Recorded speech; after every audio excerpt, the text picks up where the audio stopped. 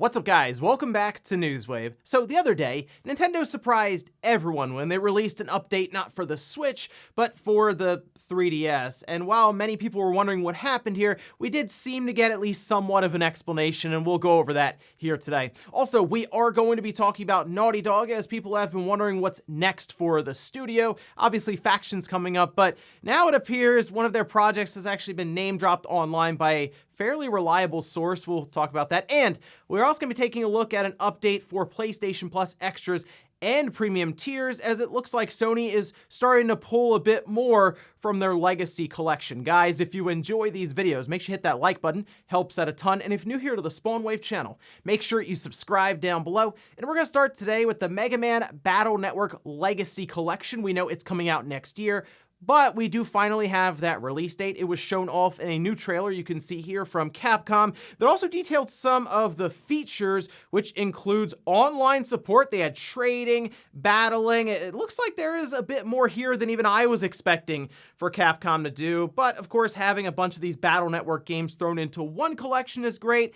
However, it looks like it will still be kind of that split release. If you're unaware, Capcom does this thing where they have their collections for X or Mega Man, and they'll split them into Volume 1 and Volume 2, which can be kind of a headache because you may have, for example, one of them on a single cartridge for the Switch, and then you have a download code for the other. In this case, though, the details say it's all going to be on one cartridge. So good news there. Looking forward to April 14th. So not too far into 2023, we can pick up the Battle Network collection and go back to the old days on the Game Boy Advance. Also, we did have some new PlayStation VR 2 games revealed over on PlayStation Blog, and I wanted to point one out in particular because it's kind of a nostalgia trip here. We can see this over on that PlayStation Blog.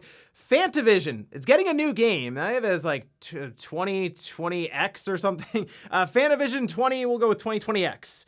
But this is coming out February 22nd, 2023, so it appears set for the launch of the PlayStation VR 2, and I guess this would just be the sequel to Fantavision. If you're unaware, Fantavision came out and was part of the launch lineup in the US for the PlayStation 2, and it was indeed a game with fireworks and rhythm and all this, and it worked really well to show off what the PS2 could do when it comes to the particle effects. This was a pretty impressive game on the PlayStation 2 back in the day, as weird as that kind of sounds, since you look at it now and it's just fireworks that were going off. And this would probably work really well in a VR environment like the PlayStation VR 2. So still not necessarily a game that's making me go, oh, I need that new headset that's more than the PlayStation 5 itself. But the idea here for Sony is to build a foundation of titles that can give you unique experiences, and there's not a lot of games like Fantavision out there, so it kind of works. Oh, and we did get an opening date for Super Nintendo World in California. We can see this posted up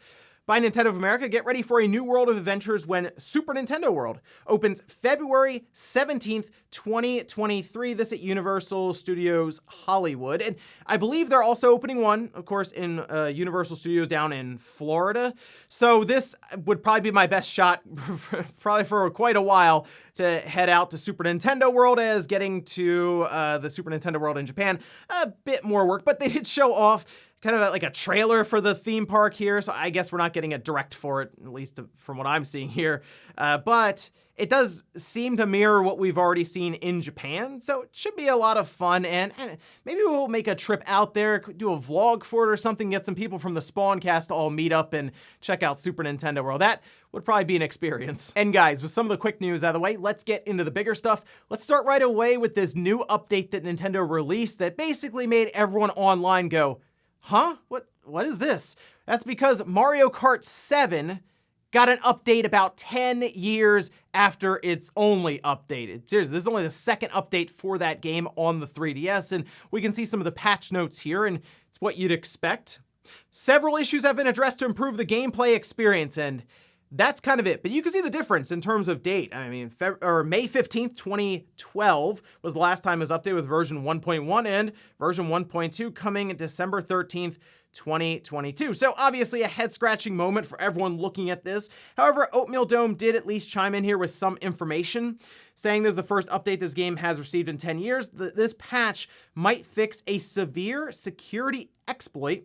Recall the Splatoon 2, Animal Crossing, etc. update a while back. They're going to keep everyone posted. There is even a possibility that this patch fixes the same security bugs as the other games, since Mario Kart 7 is a first-party Nintendo game and could use a lot of the same common netcode that was found to be vulnerable. Nintendo Life also pointed out that it could be related to some of the shutdowns that are happening, especially going into 2023 for the 3DS and the Wii U, where obviously the shops and all of this will be shuttered.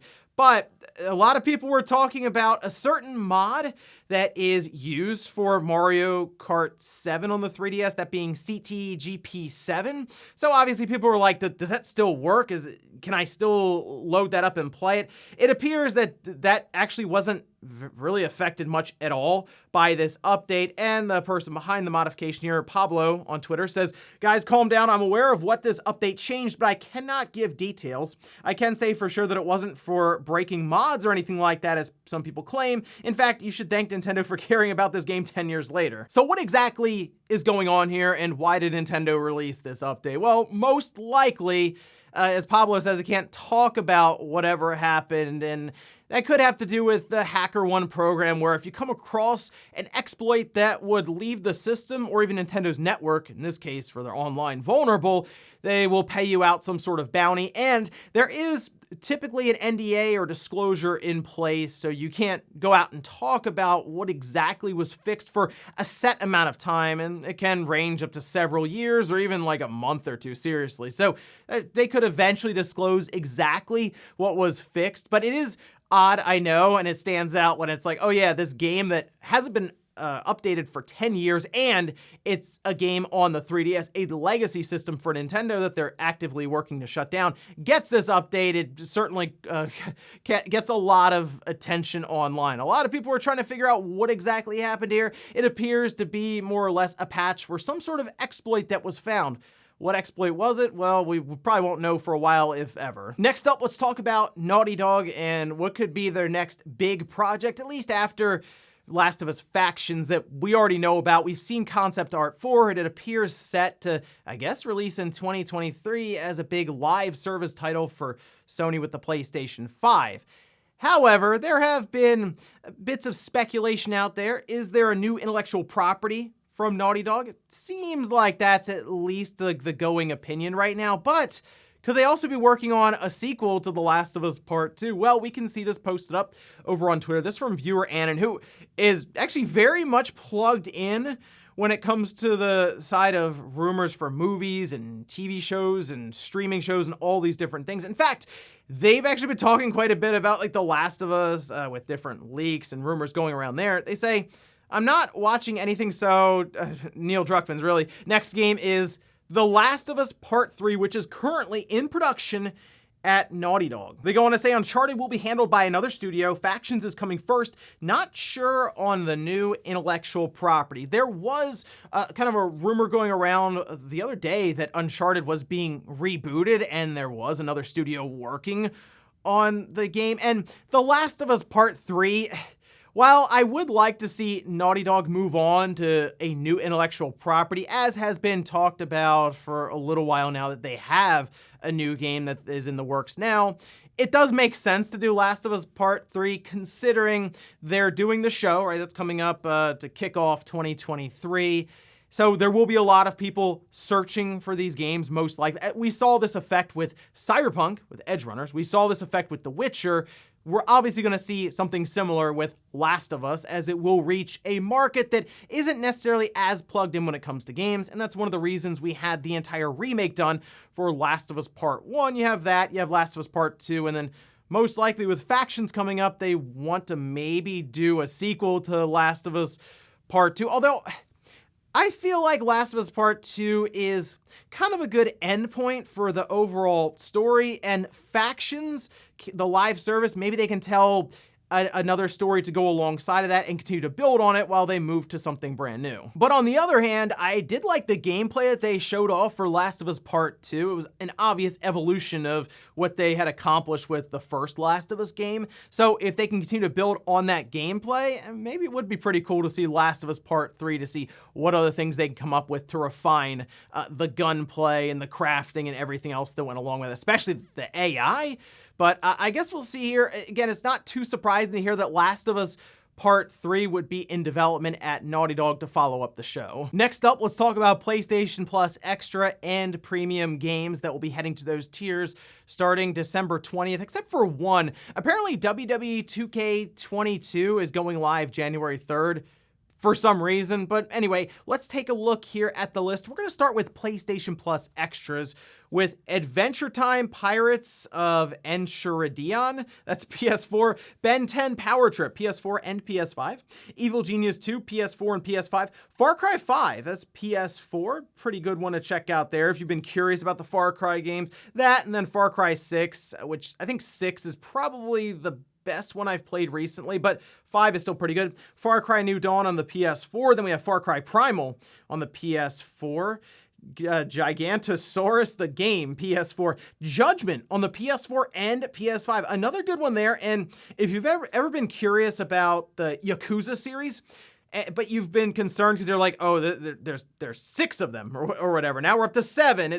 Judgment is a good one to jump into there because you'll still get a similar kind of experience, but it is a new story that they created there. So I think that's a good one to start with if you're just curious about it. Middle-earth, Shadow of Mordor on the PS4, and then Shadow of War to follow that up. Mortal Shell, PS4 and PS5. Pillars of Eternity 2, Deadfire Ultimate Edition on the PS4. The Escapist 2. The Pedestrian, that's PS4 and PS5. Worms WMD on the PS4. There's WWE 2K22 on the PS4. Yakuza Like a Dragon, which is an awesome RPG. Definitely recommend checking that one out. That's PS4 and PS5. And then Yakuza 6, The Song of Life on the PS4. So once again, PlayStation Plus Extras. I think that's a pretty good lineup that's going into what's already a very robust library of titles. And that's still, I think, the tier that I would recommend to most people, especially if you're just getting a PS5, say for the holidays. Go ahead and sign up for that. There'll be a bunch of games you can choose from to try out there. The weak spot for this entire thing has actually been the most expensive tier. That's PlayStation Plus Premium, so let's see what they have for us this time. Starting with Heavenly Sword on the PS3. Unfortunate, because this is a streaming title. If the PS3 games were just native and you play them without having to rely on a server and deal with input, latency, and all these things, having Heavenly Sword drop in will be pretty cool. It was a game that I think has gone, for the most part, overlooked from the PlayStation 3 generation, and kind of an interesting experience. Oddworld Abe's Exodus on the PS1. That's a good drop in there. Pinball Heroes on the PSP. It's a pinball game. And then Ridge Racer 2 on the PSP, which is a game that was leaked out previously, I think a couple of months ago on the PlayStation Store when it just randomly appeared and then the page was pulled down. Which, by the way, makes me think that, yeah, Star Wars Battlefront will be coming to the service probably in the next month or two to start out 2023.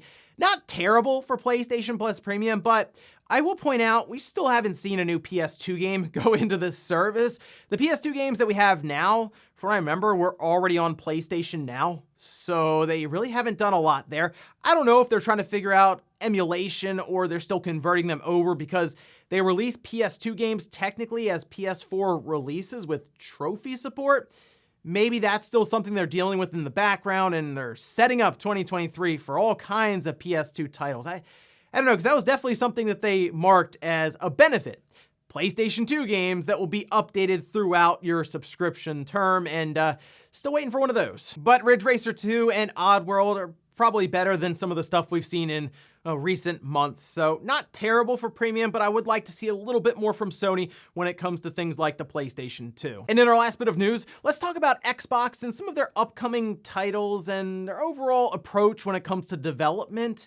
I wanted to hone in specifically though on Fable, as there's a lot of excitement when they showed off that cinematic trailer, and obviously to see Playground Games try something brand new with a genre they really haven't done a lot with. They're obviously very good at creating Forza Horizon titles, but now they're moving to Fable? Well, there was a really good write-up by Jez Corden over on Windows Central, and he did talk about some of the troubles that Fable had been going through, and maybe the reasoning as to why Microsoft seems to have fairly long development time with their games. We can see this posted up over on Windows Central. They say it's hard to know for sure where the difficulty lies for Microsoft and its first-party games output. Some have blamed Microsoft's internal rules around contract work as causing unnecessary churn that sees projects lose key staff on a higher than usual basis.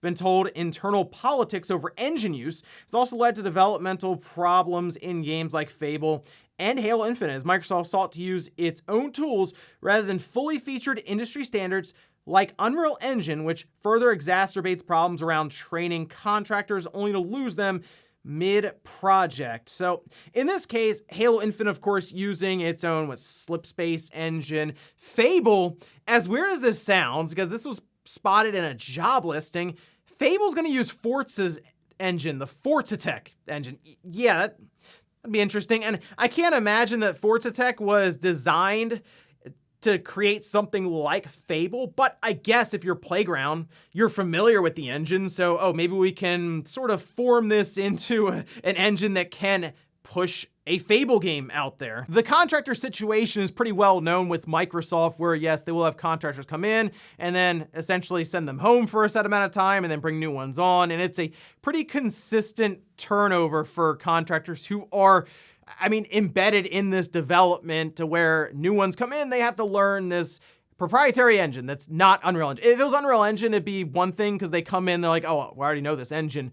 But they got to come in and learn the Slipspace engine that they created specifically for Halo Infinite. They have to learn the Forza Tech engine that is not being used for a racing game, but being used for Fable. So it does bring up a lot of questions around how Microsoft is handling development for these games, because we've seen the effects of this on Halo Infinite. It hasn't been great, and I'm hoping they get things figured out as they head into 2023 and they get these seasons maybe coming out at a much better pace.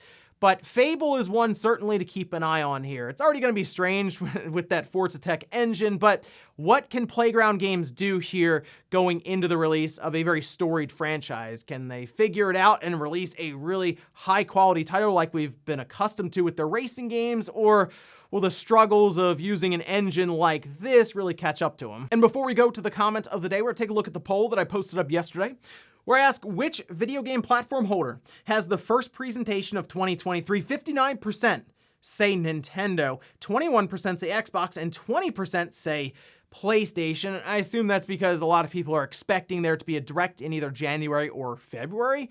You know, I'm kind of thinking Microsoft is going to have the first presentation. They really need it. 2022 is not great for Microsoft. You look at it, it's like, what did they release? Well, I think the last big AAA, or what could potentially seen as a $70 release as they've moved their prices up, I feel like it's Halo, like Halo Infinite. That was it, right? The campaign.